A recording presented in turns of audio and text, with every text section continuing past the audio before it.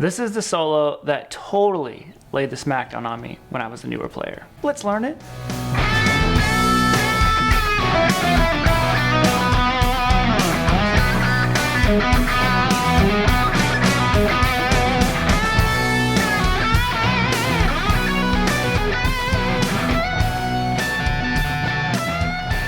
So yes, the Hard to Handle solo, such an amazing solo from Rich.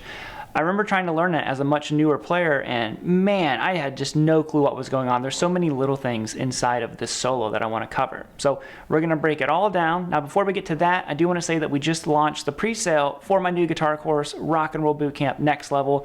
55% off is happening all week long. If you want to snag it, this is the lowest price we're going to offer it at. It covers all kinds of things. The link is going to break it all down for you, and I'd love to have you over there. Now the opening of the solo starts with this bending section here. So let's talk about that for a second. So we're gonna go to 9th fret on the B, and think of this as combining your major and minor pentatonic. And you're gonna bend that up a half step. Now he rakes into this first one, and he stutters it. Kind of just keep repeating that bend, but what he does here that I thought was really cool that I kept getting wrong is I would go like this. And he doesn't do that up motion there on the end. He lets the bend fall. He is constantly doing these falling bends throughout the whole solo. So while that note is bent, you pick it again and you let the note fall down and you pull off to 9. Right there. So that's the opening section of the solo. Now you're going to go to 9th fret on the G to 7th fret on the B. Now this next little lick here, it's so cool. It's just like the coolest blues lick ever. So you're gonna start on 10th fret of the G, go to 9th fret, and then you pull off to 7. So you have... Now you have to do a little rolling motion here, 9 on the G to 9 on the D. Here he's combining that major and minor blues again, 7, hammer on to 8, and then you go to 9th fret on the D, 3 times. So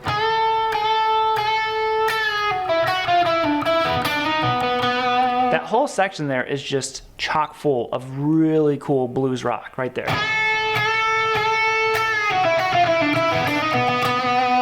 Now one thing that he throws in here, I love the little details in solos, is after he plays that, he slides down. It's all the little things you got to get in there. Devil's in the details. Now he goes back down here and he goes, and he kind of gets a little pinch harmonic.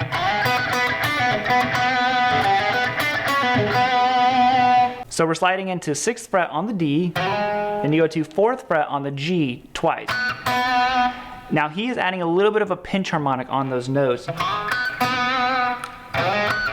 Not like a crazy Zakk Wylde pinch harmonic, but it's, you know, just adds a little grit and attitude to it. Now you're gonna go 7, pull off to 4.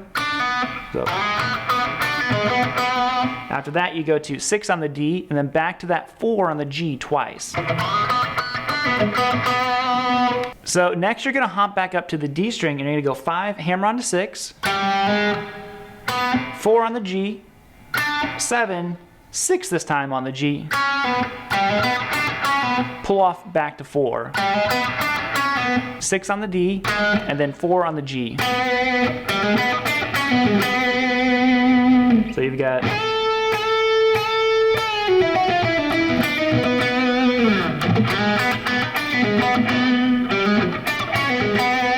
So what happens now is he goes back up to that root position that we started in, bending 9 a half step on the B again.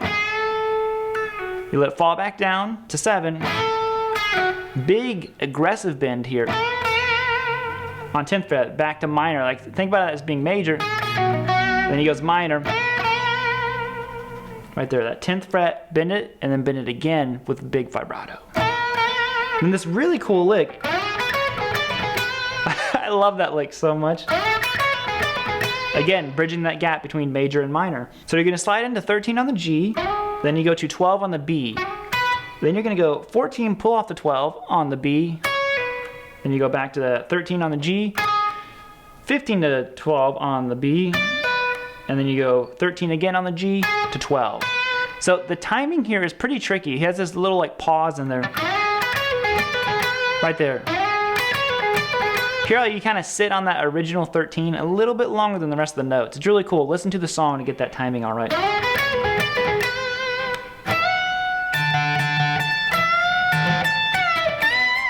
And then the final section is just this little unison double bend that he does. We're gonna go 17 on the B and then 17 on the high E string, but you're gonna bend the B with your pinky, grab that 17 on the high E string and let those two notes clash. So you have. Now you hear I repeated that? You bend that 17 up again. You don't hear it fall, you just hear it rise. Okay, so we have.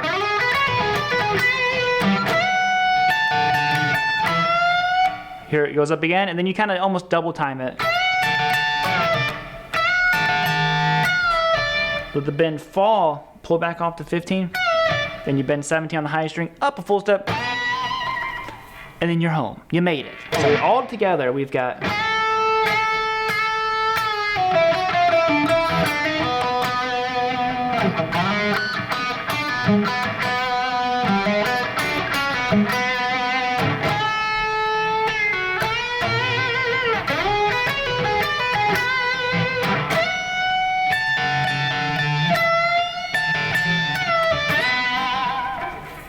Boom. Hard to handle. So I think that's going to be it, guys. Hopefully you enjoyed that. This is a solo I always want to learn how to play, but it was kind of fun, so I figured why not make a video about it. I'm going to bounce it out of here. If you guys would, check out the guitar course while it's on sale. I really do appreciate all the support on that. It means a lot. And yo, I'll see you all in the next video. Thumbs up, apparently. And end it bluesy, Rich Robinson style.